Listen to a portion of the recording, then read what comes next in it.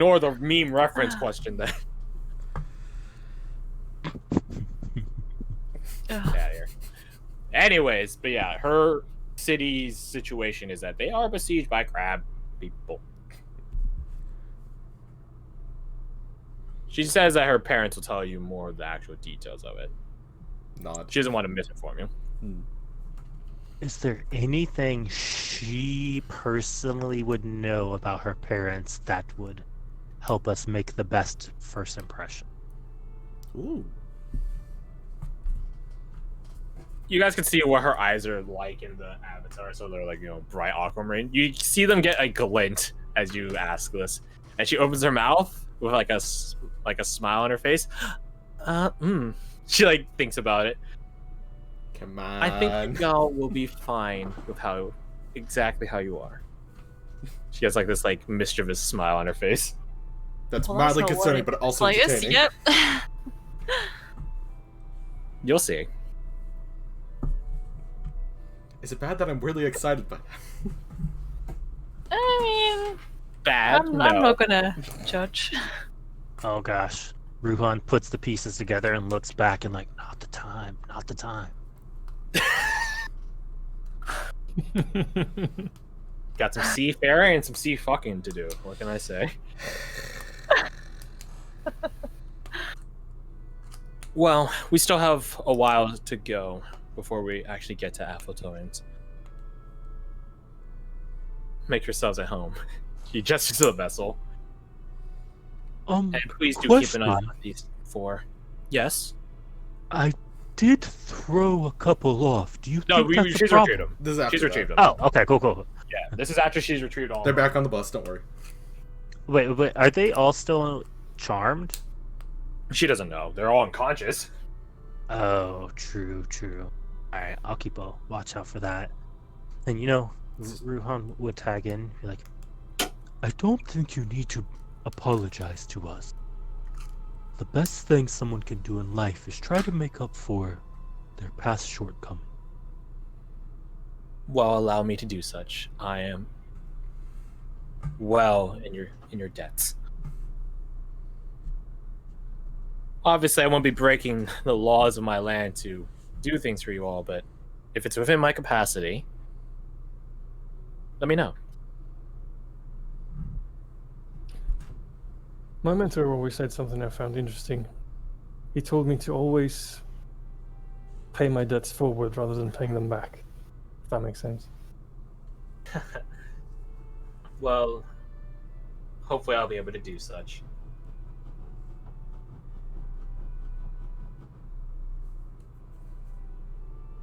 So, you guys have about an hour and a half. Actually, the hippocampi are damn fast, so maybe just an hour.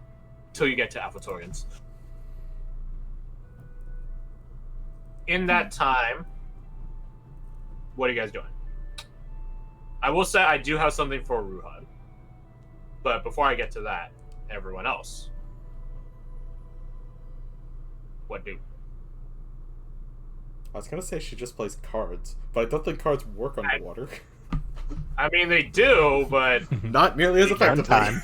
Yeah, they'd be a bit soggy, but They have you have a timer on this poker game. Play stones instead. Actually, just carve 1, 2, 3, and just flip the stones upside down. perfect. Disregard that you're in a big vessel and getting Shingles. stones right now. It's fine. I guess Korik, if Ruhan is looking at the guards, Korik is going to alternate between keeping an eye on the guards and just taking in the environment outside of the shell. Just sort of like stunned by what he's seeing. He's mesmerized. All right. Thea? probably just kind of having a look around as well. Make small talk with anybody who's willing to, I guess. I get something out of Abigail. Yeah. And yeah, just sort of see where we're going. Like, kind of try and keep track of where exactly we are as well. Roger. Just... Is Lorelai Yeah. too distracted by, like, piloting, for lack of better words, to No, talk? no one really pilots this. You basically Okay. just ask the Hippocampy to bring you places. And Okay. They're courteous enough to fucking do it. Wow, those are some smart horses. Mm. They're very smart. Lorelai notes that they're very intelligent. Good on them. Yeah. Yeah, go on. Rose would just like talk to her about like stuff, like kind of make small talk, like, "Hey, what do you do around here for fun?" Or like talk about the city to learn a bit about it before we get there. What does Lorelai do around for fun? She leaves the palace and does whatever Anything she but wants. that. Oh, that What the sounds fun. city's like right now, she gives you all like a rough idea of how it is. It obviously the state kingdom that it is, it's based around the palace. The palace has a courtyard, a coral reef courtyard, which has walls past it. Past that are even more walls. These walls are pretty high, but they're also ground based, and obviously water, ground, it's a bit different. Floating, quote unquote floating, they're sort of tethered by bridges around, sort of making this sort of lattice around the city, this sort of lattice dome of sorts, are watchtowers and other checkpoints that defend the city. She says as of right now, the outer areas are not in good states, either in disrepair or ruin. The crabs never managed to, they never topple the walls. They never occupied the walls, but they do penetrate past it. There are cracks in the walls now. They're still there, though, and they're still usable. For the time. Though she says it gets more and worse and worse as every attempt at besiegement goes on. So fix this as soon as possible. It's a long process, she says. Doubly so because her people are, at least on this part of the world, they're basically on the brink of extinction. She says it's a long ways till another aquatic elf city. A long ways. Months. I'm sorry to hear that. There used to be a lot of cities all around this continent. Now there's only one. And that's all she says on that topic, at least for now. That was a little bad drop. Yeah. She was debating pressuring that more, but it's actually it's probably touchy. Yeah, you said that with Roll a me sense insight. of finality that made Insight. me not want to ask questions. Yeah. Mhm. Roll insight, Rose. Meh. Sam, you've seen this quiet turmoil before. You've seen this quiet turmoil in every first waiver that brings up the Night of Tempest. It's fact that cannot be ignored, but that doesn't mean you have to constantly talk about it. It brings up bad memories. Let's see. Oh, to you, Fia. You and Abigail probably engage in small talk about the storybook-esque nature of what the fuck you guys are doing. Yeah. Oh my god, we're riding a fucking giant shell led by Hippocampy going to a fucking kingdom underwater filled of aquatic elves. There's a lot of storybook shit that this sounds like. Yeah. Just mildly nerding out in the background. Abigail remarks that you guys can all add to your list of accolades. Saved a princess. Oh yeah. She then says the next thing. She says this really quietly. She says this in comment in the water, so she has to actually really get fucking close to you guys. She says this, I guess only to you, Fia. Next thing on the list, lay a princess. Well, we'll see. Bear just gives Abigail a look. I'm only kidding. Mostly. Bear just shakes his head. Oh, so you're willing to cheat for a princess then, are you? Ooh. I didn't say I would be the one doing it. I'm just simply offering the recommendation that you all do it. Well, hopefully not all. Wouldn't that be a scandal? I mean, Lord have fucking mercy, Abigail. You can't hear this! I know, this is Garth outside of game. yeah. A scandal or one fecking wild night, I think, would be the correct comparison. It could be both. It could be. It could be. So, I have a thing for Ruhan here. Now, The way it's basically, do I do it in whispers chat with just O, or do I just say it out here? And I leave the choice up to you, O. We could just do it here. It's fine. All right. It saves me trying to crappily explain it later better. Okay, yeah, we could. Hey, all of you, you could take this like point opportunity to I don't know, bring it up, sort of subtly as characters. Ruhan, as you are keeping watch on these 4 individuals, your vision begins to sort of blur. You fog up, become vague. You enter into a trance, and it's not really one that you're conscious of either. It's not like when you're dreaming and then you realize you're dreaming. Like, it's more of like you're just sort of falling asleep. So naturally. You see the crouched figures of the captured guardsmen begin sort of in their vague, blurry forms shift. The bright colors of the ocean begin going a bit darker. You guys are coasting pretty, not like at the surface, obviously, but close enough to it that its light certainly peaks down. The equivalent of walking at the edge of the tree line as opposed to deep in the heart of the forest. The bright colors of the ocean darken. Your vision begins morphing. It goes from a bright ocean setting to a dark night. Somewhere, you don't know where, but somewhere back in the mainlands, you think. Near a forest, in a forest, on the path, on the roads, something like that. An adventurer's life, truly. It's as if you're watching through someone else's eyes. You see, now entirely different from their original form, these subdued guards. Different forms, each of them very different. Still blurry,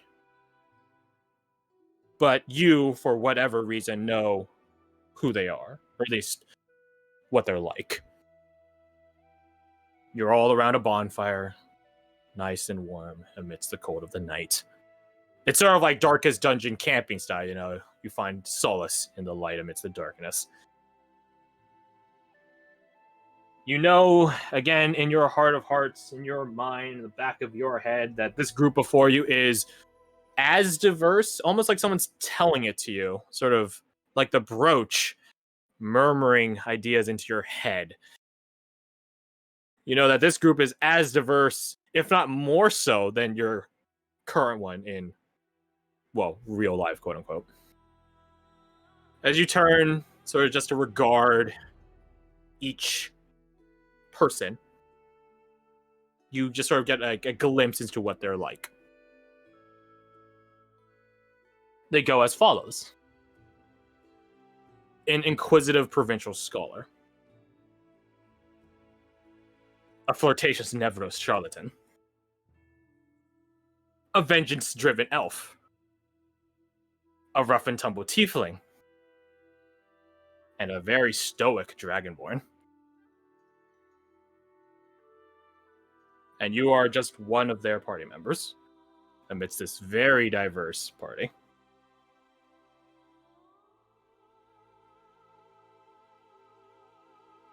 Not 100% sure you feel like you belong, not yet, but you'd certainly feel some comfort of familiarity, at the very least. Okay, I missed one. Which one did I miss? Let's see. You have inquisitive. Here, I'll type them out for you. Okay, cool, because I'm pretty sure based off the start I already messed it up. Based off your first word. Yep. I'll type them out. Inquisitive provincial scholar. Meanwhile, Ron's just standing there, zoned out, just drooling. Hey. Well, he's not like that.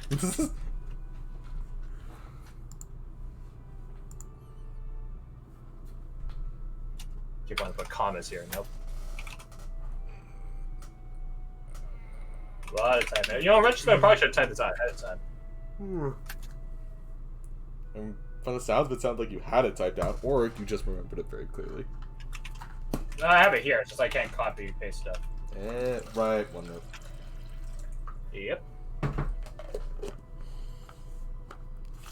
Oh.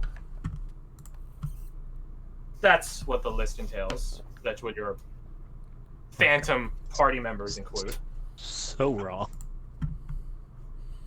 Okay. And they're just chatting about? They're more of just enjoying the warmth of the fire. A moment of respite amidst the darkness.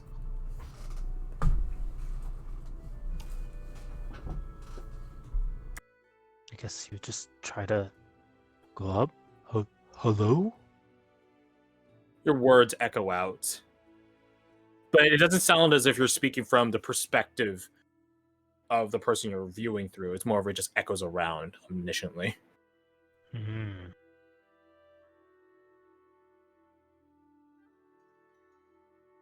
He starts looking, kind of getting the idea that he is not his own right now.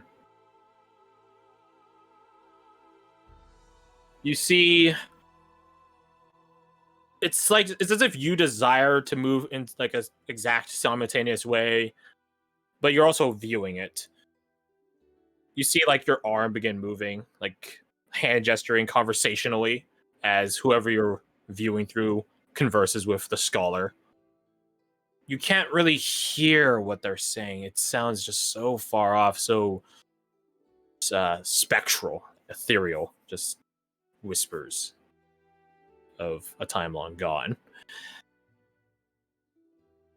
But one word peeks out through it. Like you hear it very clearly, perfectly, with a lot of clarity. You hear the term, your name now, Ruhan.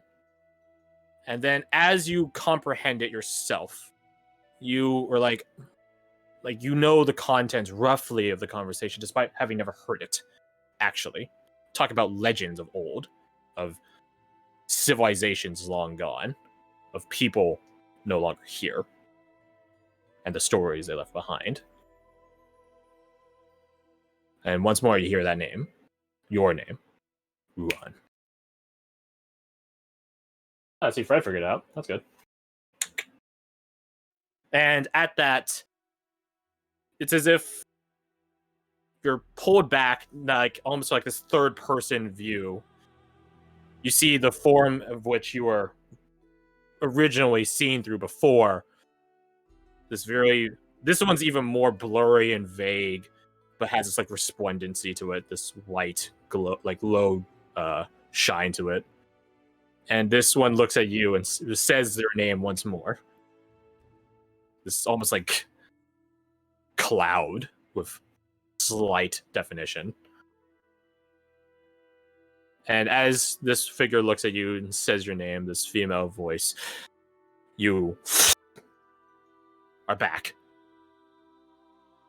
You feel no longer the warmth of the fire or the wind upon your fur. Nope, just a lot of water and rebreather and such. It seems that your brooch has, true to Tharbium's word, found a name for you. One that is fitting for your background.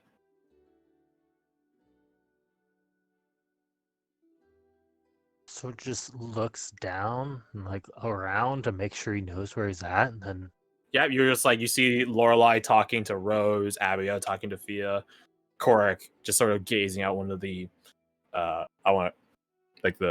the gaps in the shell itself, the window.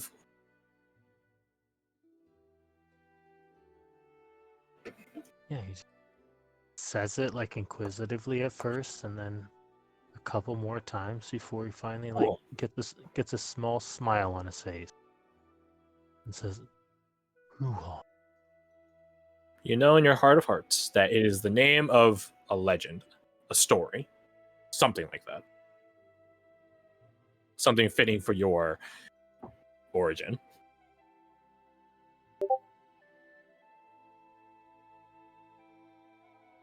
He just, yeah, his shoulders slouch a little. He stops puffing his chest out, and he gets comfortable and sits and watches over these prisoners. Sort. Yeah, I can call them prisoners. I think it's a pretty apt term. So yeah, that is what I had for you. You now have your name, and we can stop saying formerly referred to as and all this other shit. Stop doing the name game. And now we just have to learn a new name. Well, you guys will learn it soon enough if Tandem/Ward was any indication. Oh, Just yeah. give it like a couple weeks. Mhm. So yeah, that is your new name. A name of a legend. A rare legend, no doubt. I don't think many people know of that sort of fields. Yeah. And I see, you know, a couple of you have figured out what I was referencing. I think. What do you I think still it have is? that. None of business. No, don't say it yet. Yeah. All right, well, here, we'll take a 5-minute break, and because I need to Sure. rest. And in that time, ponder what I might be referencing. I'm gonna It's a little go. more close to home than you might think, but I'll be back. I'm 98% sure. Yeah. What were you thinking it was? I'm gonna leave before I tell you. Mm-hmm. Ugh. All right. Well, fine then. I'll be back.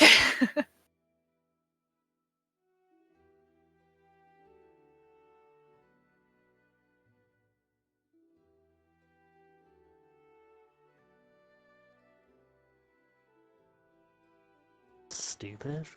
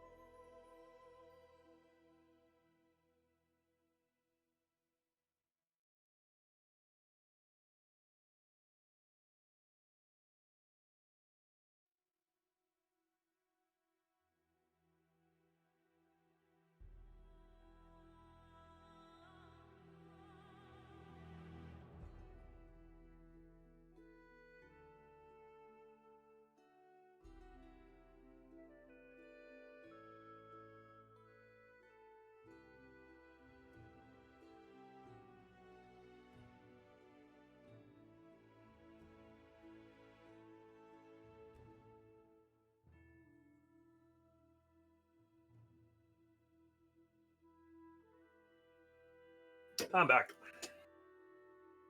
Welcome back.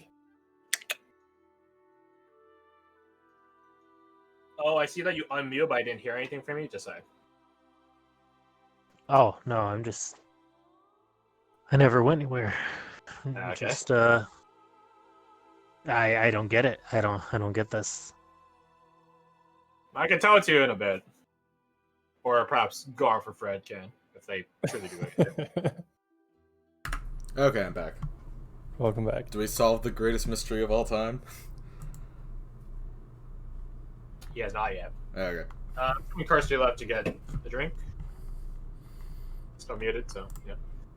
I'm debating. I if will I'm have you guys at least observe a clip, just so I give an idea of what, I guess the message, the theme, the aesthetic of the coming scene is. But I'll post that in a moment. Aesthetic. Actually, no, I'll post it right now. I'll post it right now because you guys are here, so might as well save Yeah, it. might as well. I love hiccups. This is Band of Brothers, not surprising, knowing me. In the aftermath of, well, I guess not the aftermath yet, but as the Allied forces from the Western Front entered into Germany. Oh wait, hold up. I'm gonna do one thing. I'm gonna make Discord non-existent so I can watch this while muted and not get fucking copyright claimed. It shouldn't be copyright claimed. It's a lot of. Not gonna risk it. It's not like we're making money off this shit.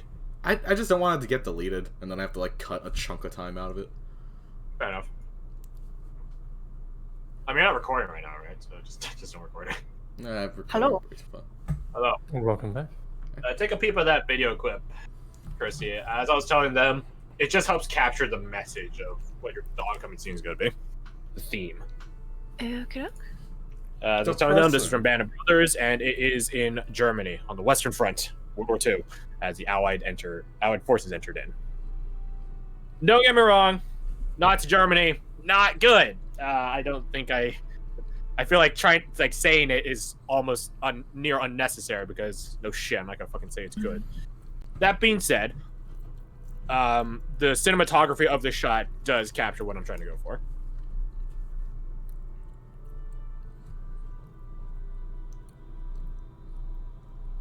They have a lot of chairs. I don't know why that's my takeaway, but sure. Yep. Yeah. The message I'm trying to get with the next scene, just so it's perfectly clear, a destroyed city. Mm-hmm. Or at least the outside of it is destroyed, the outskirts. But just because your home is destroyed doesn't that mean you're dead and that you are going to lay down and die. There's always stuff to do, pieces to pick back up, homes to rebuild, memoirs to retrieve from the wrecks. And a city can do this together, united, as evidenced by our musicians here, who still have their instruments and play for those that are still sifting through what they have left. This is not something that's like just for Germany, Nazi Germany. I'm sure many other times and places have done it as well. So yeah, but we're all back. The video is only 2 minutes long. I'm pretty sure I sent you guys in the first 30 seconds done. So it shouldn't take too long. Nah. Yeah. Now, Garth and Fred think they have it figured out. Kirsty, have you figured out what the heck I'm referencing with all this list of NPCs? NPCs. I'm afraid not to know. Have you? Not even. A smidgen closer. Here's a hint. Dragonborn. Honestly, that should be like enough of a gift. Really enough. Stoic Dragonborn.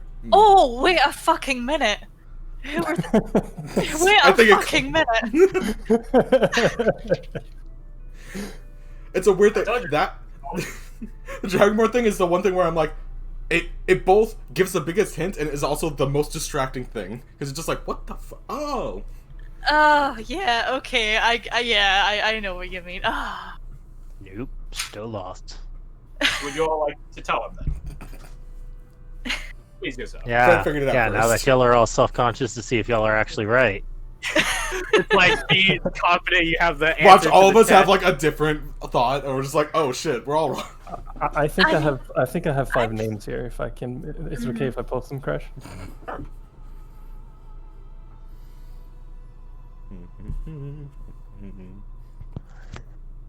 gonna begin setting up the next scene's music. That's smart. Crash, is it okay if I think I have 5 names? Is it okay if I post them? Yeah. There you go. Yep. Now that I'm looking at the names, Yeah. it makes Yeah. sense. No, it was straight up like I was thinking like, where the fuck have we seen Dragonborn? We seen one in the previous campaign, and wait, was O's character Dragonborn? Fuck. Oh man, I'm stupid. Yeah, it's like I was thinking it was like from the campaign I wasn't here for some reason. So I was just like, eh. That would be good as well, but Yeah. And then as soon as you said the Dragonborn, I was like, wait a minute. When I saw vengeance-driven elf, I'm like, is that supposed to be like one of the gods? Because I know there's a god specifically of vengeance. No, for me, Yeah. vengeance-driven elf was the big aha. Oh, gotcha. I thought you guys would recognize it in my forecasting. I thought you guys would recognize it by your characters. Mm-hmm. It's like, wait a minute, I played a provincial scholar.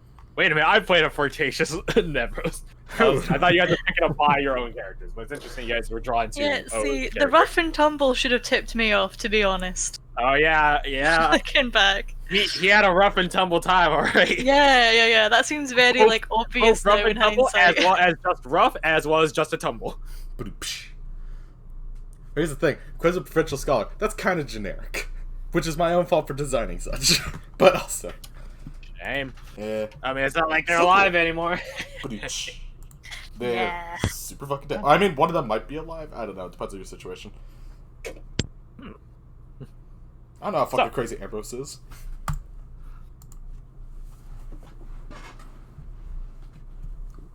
I think you guys all have an idea how crazy Ambrose is. Anyways, I know there's no music right now. Bear with me. Because I want to time this a bit. Hopefully, Osonia doesn't leave for AFK status before I do that. So let's get a ball rolling once more. You guys, after an hour or so of travel, Ruhan having been granted new name, yay. You guys cross the threshold, well, semi-literally threshold, across the walls, above the walls, into the outer confines of Athelotodians. And as true to that Band of Brothers quip I posted, it's not desolate. It is filled with people. That's not to say there's like fucking like mobs of people doing stuff. It's more where you get to see like almost like you know, really big ants, termites, sifting through their anthill or termite mound or whatever hell it's called. They're going through these wrecks and ruins, and yes, true to that Band of Brothers clip, there are people playing music to comfort those people that are busying themselves with retrieving what remains of their belongings. You guys coast, quite literally, coast above them, and you could see that, how to put this? The presence of the hippocampi is a very noticeable thing, not because of what they are, or like how they look, but also because of what they are and what they signify. If you guys remember what Lorelai said, I'm not sure she said this session, but she said last session, the hippocampi are meant for royal usage, meaning they have an idea of who's on this vessel.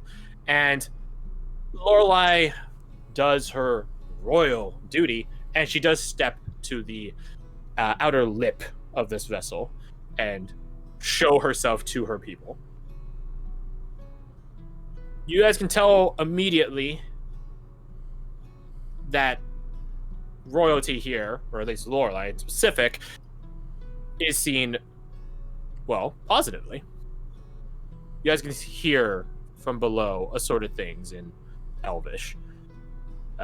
Most of you can't understand Elvish, but you can at least understand the tone as well as the accompanying effects. Cheers, clapping, stuff like that. Well, maybe not from this height, the clapping, but at least the cheers and such. The shouts of hello. And Lorelai, you know, does sort of like a courtly wave at them. You know, almost like drive-by celebrity style.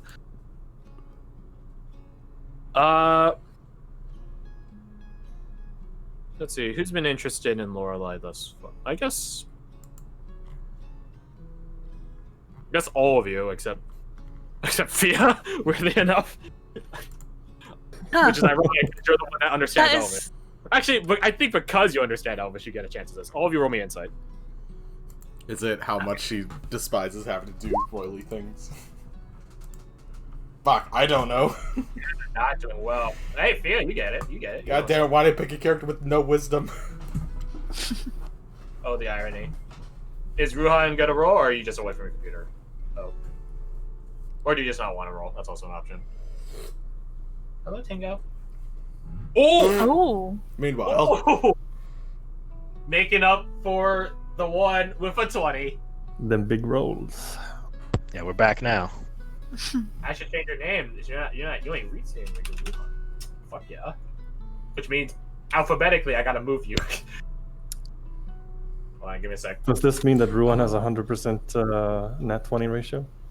No, he has a 1, remember? Oh, So as it's Ruhan. 50-50. Ha ha. Very funny. Yes, I suppose so.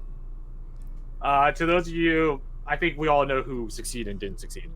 To those of you that succeeded, you can no. It's actually quite the opposite of what you're pitulating, Garth. Lorelai isn't against being a royal. She thinks it's quite the privilege, and you guys, with your above 20 rolls, can see that. But you can see that it's sort of a mask, a persona, so to speak, that she adopts for this public display. And while it might be easy for her at times, because she's, this is her life, you can see that at least right now, there's a good amount of strain behind the smile.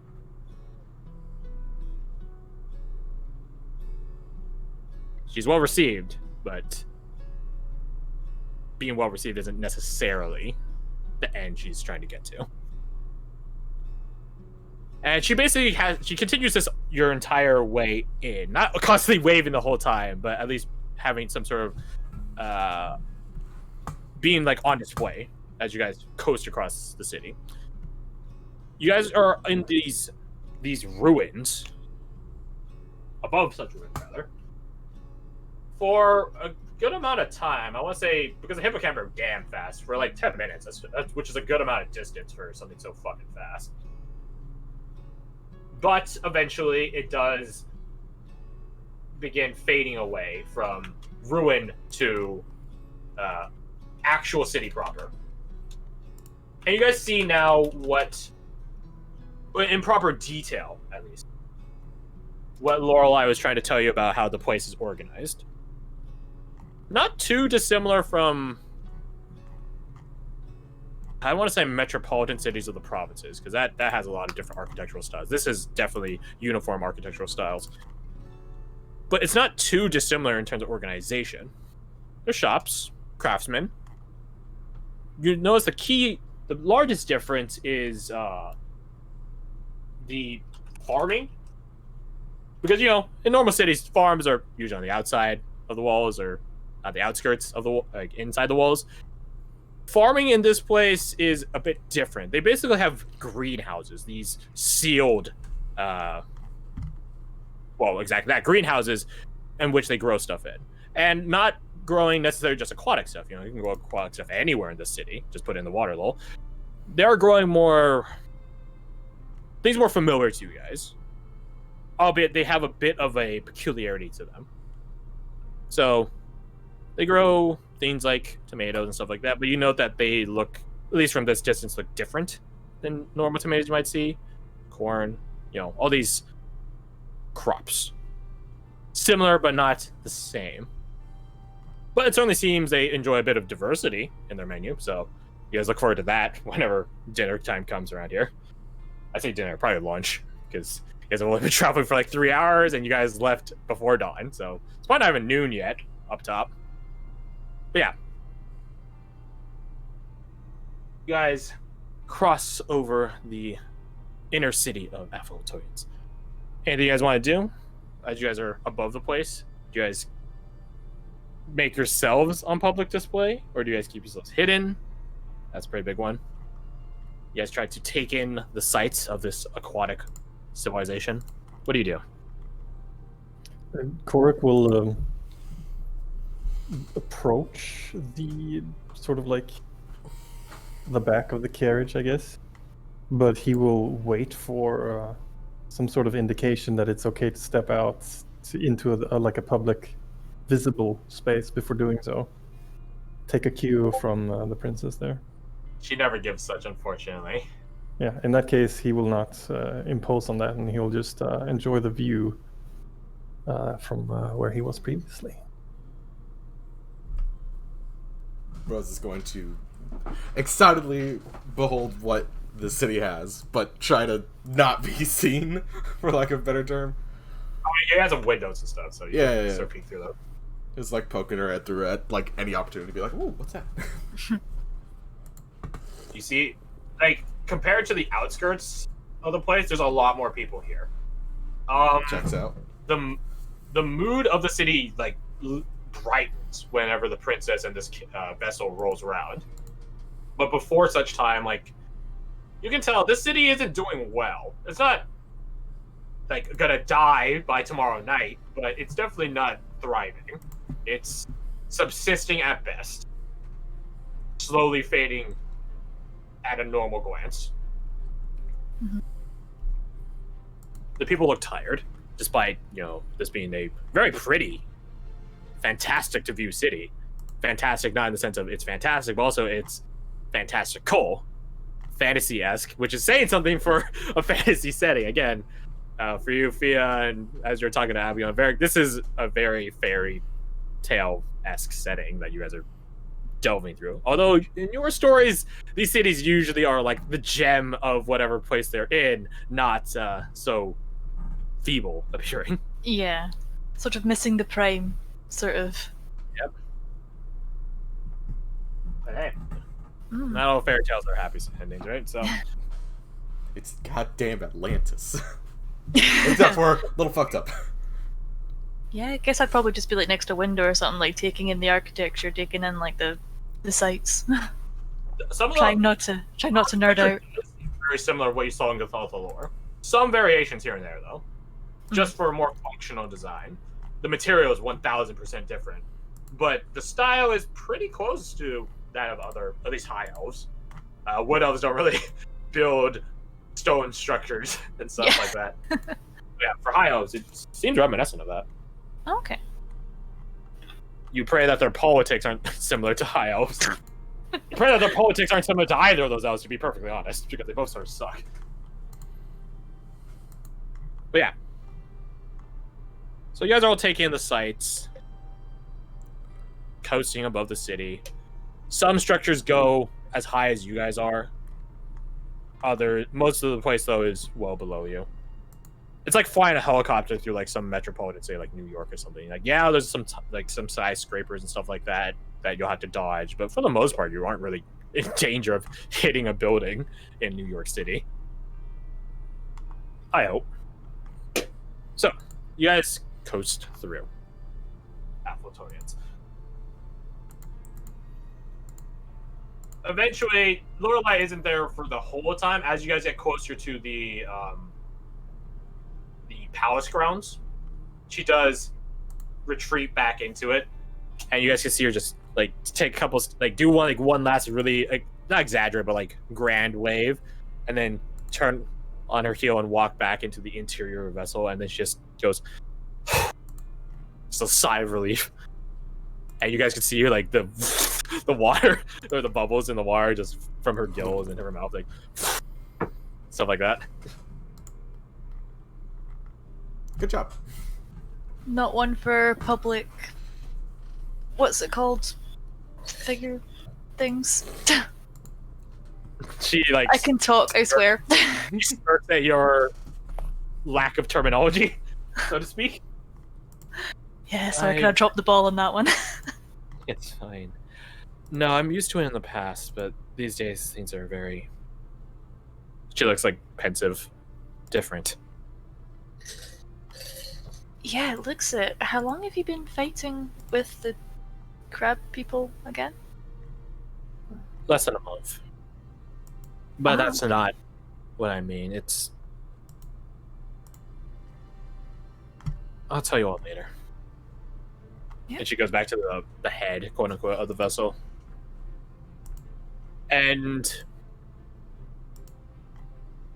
she sees something out of like that front a dash, so to speak, of the vessel, and then she says something in a language that actually no, she communicates with the hippocampy telepathy. Never mind, I'm drunk. You can tell she communicates with the hippocampy though. She like makes like hand gestures, even though she herself doesn't say or speak anything. And the hippocampy, they don't stop, but they definitely crawl to like a really slow speed. And you guys are like, what the fuck's up with that? Question mark, question mark, question mark. Lorelei then goes back to this is like basically like almost at the walls of the palace grounds. She goes to the lip of the vessel, and you guys can see someone else swimming up to get onto the vessel, essentially. A normal aquatic elf, which is to say, skin pigment is this, dark blue. Other than that, sort of similar looking to Lorelei, black hair, peculiar eyes, gills, fins for, I want to say hair, but fin accessory phenotypes. It's like playing Skyrim, you know, or playing Argonian or something. Anyways. This boy, this lad, he's... Boy. He doesn't look that much younger than, say, like, Varric or Abigail especially. He looks like in his teens and such. That is just what you assume is the teens. Elves are weird. He swims up, and before you guys could hear him speak, this is physically, not telepathically. Obviously, he's not a fucking royal. In Elvish, so his voice does carry through the water. Only 2 people understand Elvish, and one of those people is controlled by me. So Fia, as the only person that understands Elvish, you can understand the contents of the conversation. Now it's a matter of, do you want to translate it or not? Or do you want me to tell you what the contents are before you decide? Yeah, sure, let's go with that. Translate it and we'll see how private it is or not, if I respect her privacy. The instant I see a new person arriving, Cork is gonna clock whoever it is, this teenage boy, and scan for any threat. You're a clock and you're a punch. Not a ton. No, as in with like that's not what I mean. I mean to observe him. Okay, that has a very different connotation in A mark. SoCal. Okay, Understood. so I mean you to observe observe him. him. Yes. Okay.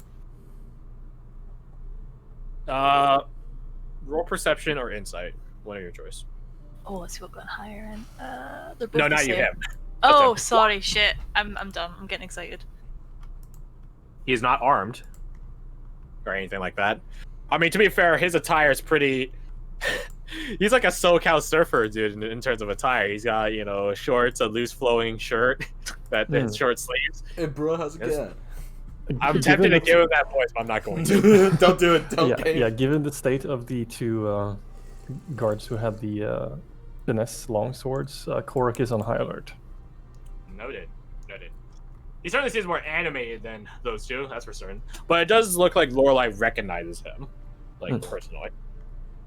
So as for what they say, it's in Elvish, or at least this sort of aquatic elven dialect of such, one that helps carry through the water a bit better. You guys can Theo, you can tell his name immediately. It's Chrysanthemum. Don't worry, I'll spell it for you in the chat. Don't even like hesitate. Just like give me 5 seconds. Yeah, but I'm just. So I thought about it and went, nah. He gets referred to by Lorelei as Chris for short. I know, what a normal name for an elf, Chris. Wild.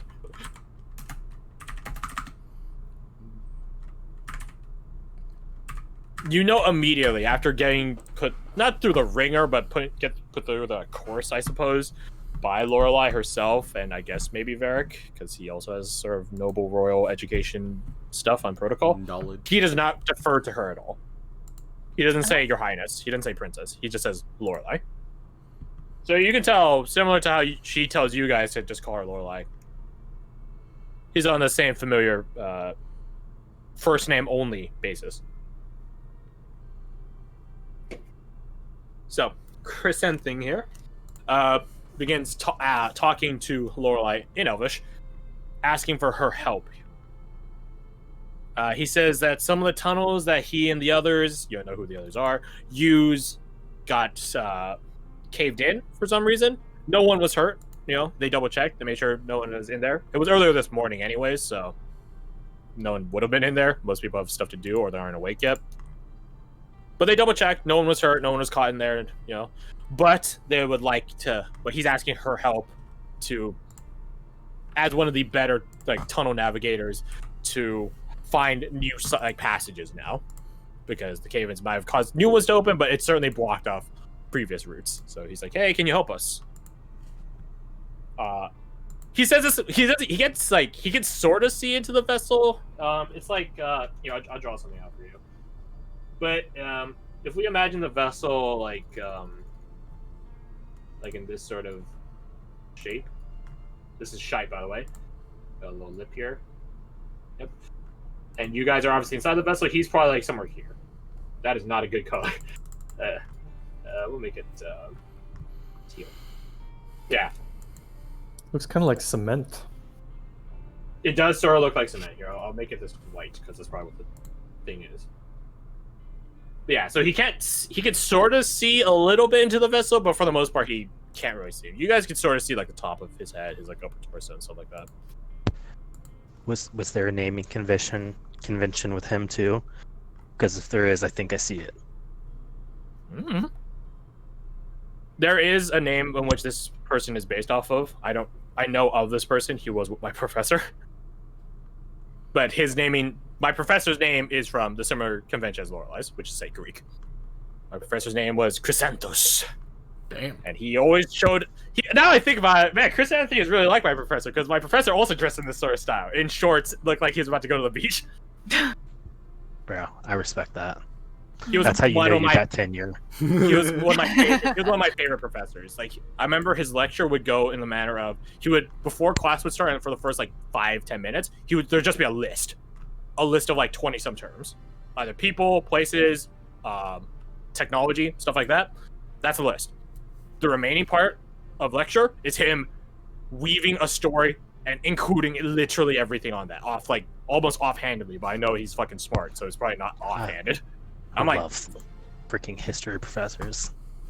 So far, my experience with history professors, they're the best. But anyways, Chrysanthos and Chrysanthing aside, yeah, we get back into it. Yeah, so that's the contents of the conversation, Fia. It's basically Chrysanthing asking for Lorelai's help in navigating the tunnels that populate the walls and the outskirts and stuff like that. Okay. Well, I mean, if anybody looks curious, I guess I'll come over and just kind of... Anyone look curious? Bro's definitely interested in who they're talking to. That's one. I'll leave that to your discretion, What, me Yeah. or Kirsty. Okay, yeah. I mean, I'll just sort of come over to Rose then, and if you're interested, on you come over. But, yeah, I'll just sort of lowly say, oh, he's asking for help. Whisper, whisper, whisper, Abby- whisper. Abigail's whispering to Varric. Yeah, this kid, I say kid, he's only like, he's 16. This lad, it doesn't look like he's trying to keep quiet about it, so.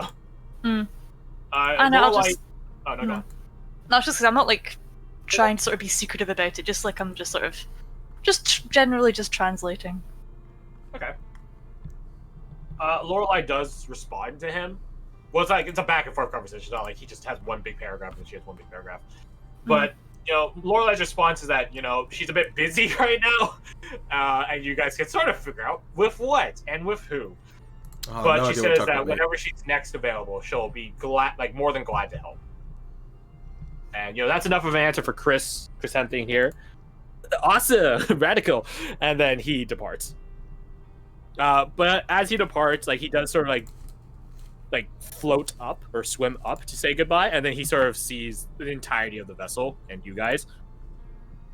His gaze lingers on you guys for a little bit, and like there's like a few moments of silence as he does so, but then he eventually like sort of like stirs himself back to look at Lorelai and then saying goodbye, and he swims off.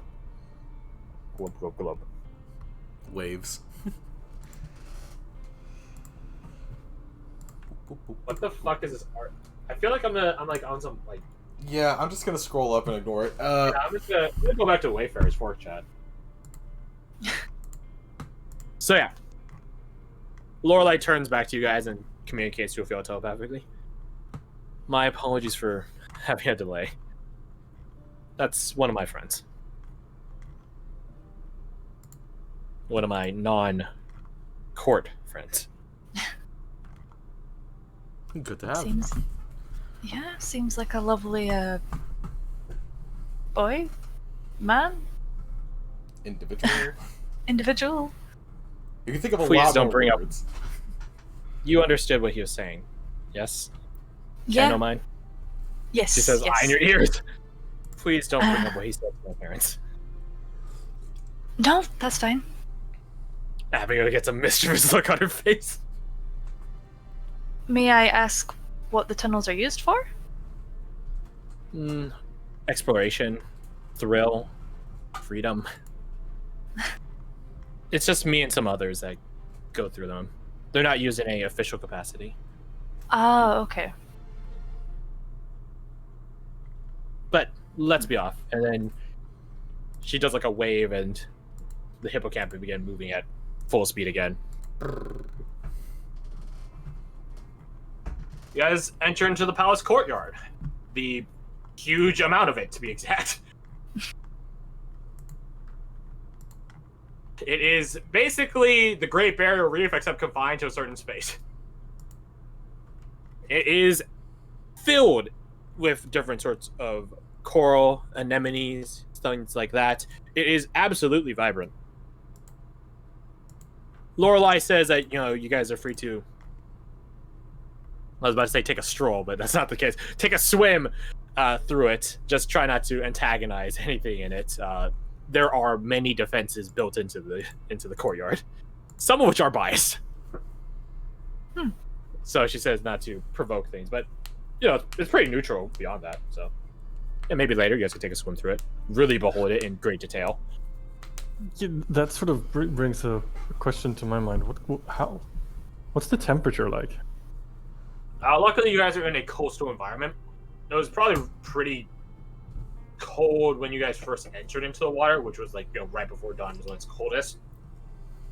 But since we are basically at noon right now, it's still a bit chilly, but at the same time, it's a coastal tropical environment, and also the sun is out now.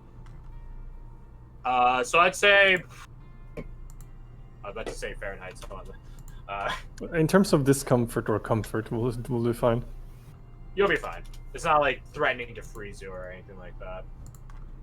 I'd say right now it's F to C, about 24 Celsius. Oh, that's kind of warm. Oh, yeah. Well, yeah, this is a tropical environment, so it probably wasn't that cold in the first place, despite you being. It's a The lukewarm. water never gets that warm here. Just saying. Well, it's a good thing we are having a water environment in your area. Yeah. That's Yeah. 75 Fahrenheit for us Imperial users. Nice. Yeah. Again, it's around noon, maybe a bit past that at this point.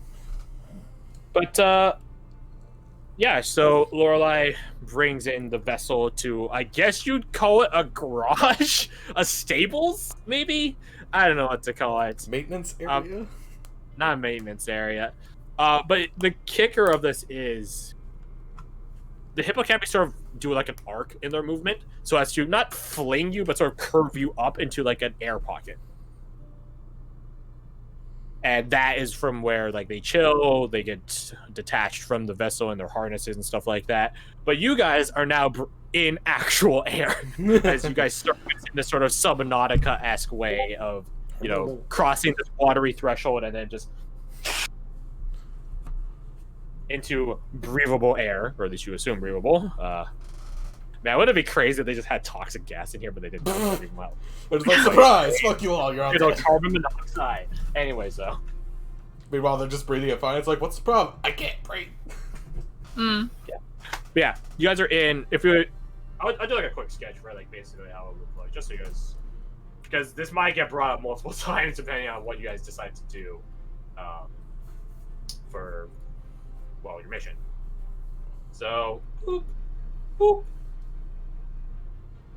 The watery threshold here, and then your vessel basically gets curved and out this way. And then the hippocampi, I'll use this pink, or just basically Chill. somewhere here. Yeah, somewhere there, where that swivel is.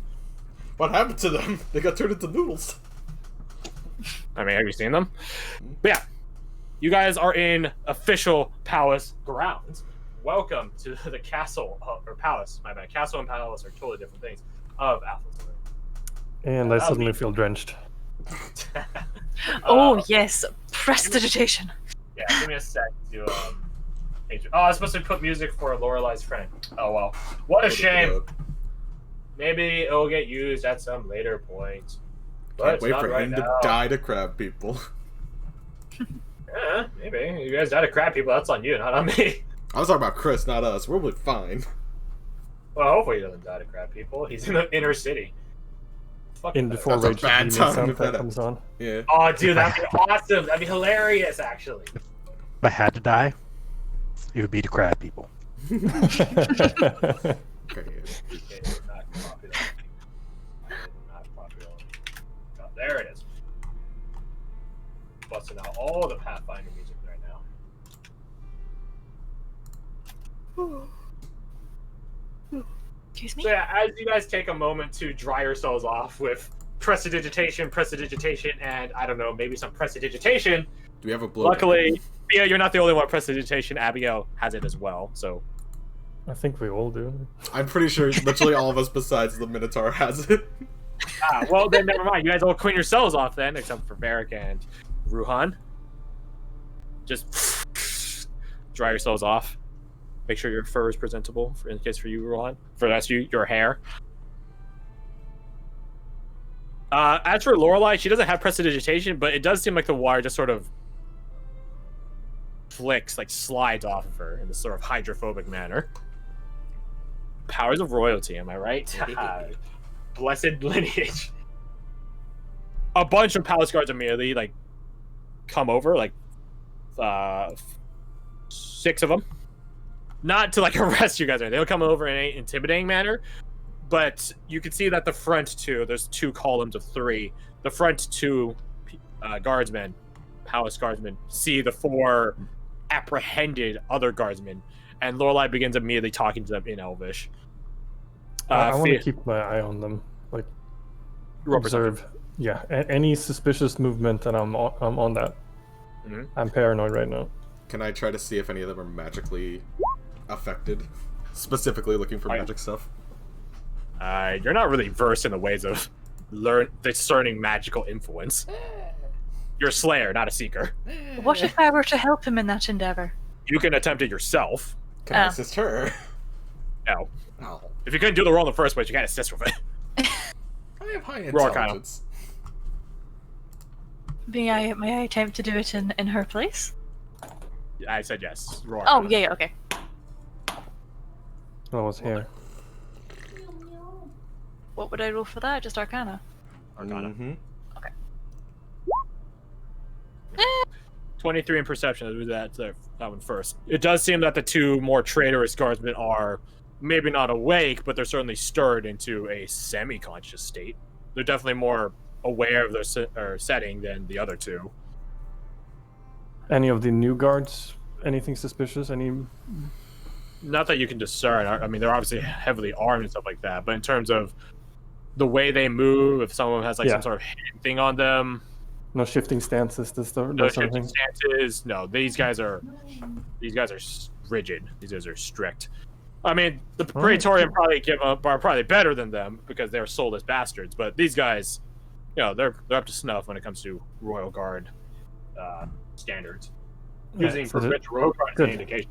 Well, if I don't see anything suspicious, I will ease up. 16. As far as you can discern, Fia, putting your feelers out, I don't really know how that would work. But basically trying to just sense as they pass, like, does these 6 all pass by you to get to the 4? As you pass by them, as they bring forward those 4, trying to see if any lingering senses of magic are on them. You can tell their armor, there's something up with their armor. Like, these palace guards, there's something up with them. But that's to be expected. In terms of the 4 apprehended, none of them seem enchanted. None of them seem to have this sort of wicked energy and aura to them. Of course, some enchantments don't want to be noticed, so. Mm-hmm. If that's the case, it's no matter. You'll need an actual spell to discern the presence of such. But in terms of just general feel, Yeah, okay. you don't get the sort of static energy charge that you normally feel when it comes to magic-y stuff. Like Acer's coin, yeah, you get some energy off of that. Yeah, okay. Both of your coins, actually, when I think about it. Because you have both of them now. All 3 of her coins. did. Wait, 3? What? Would that be a mindfuck if I just kept adding coins that just really They just keep shit? appearing. Yeah. It's like, you got the coin that multiplies into more magical coins. A coin, another coin, yet another coin. Mm-hmm. No, just throw a 4th one in there just to fuck with everyone. So, those 4 get led away. That sounds Laurel, like it could be a really dope mystery. Well, maybe we'll get to that. But anyways, you could tell by translation notes that either Fia or Abrio, one of them, Lorelei basically does the pretty classic thing: take them to the dungeon. Fitting for a princess of her station, right? She assures her palace guardsmen that they've been disarmed and that their weaponry for the time being is in the possession of, and she gestures to Korik. Although she does request those 2 saw blades. Yeah, of course, I'll take them out. Damn it. She hands those over to a palace guardsman or 2. She notes that that's not... Oh, camera. Okay, bye. RPO. Yeah, welcome back. She notes that, as far as she's been made aware, that's not standard equipment for guards, so she says that this might be a clue into inquiries, inquisitions, and investigations. They nod, salute their princess, bid her good day, and welcome to you, diplomats. Well, one of them says welcome, but then they all leave. You see, as they enter into the hall, they're rejoined by even more palace guardsmen. These are just the entryway ones.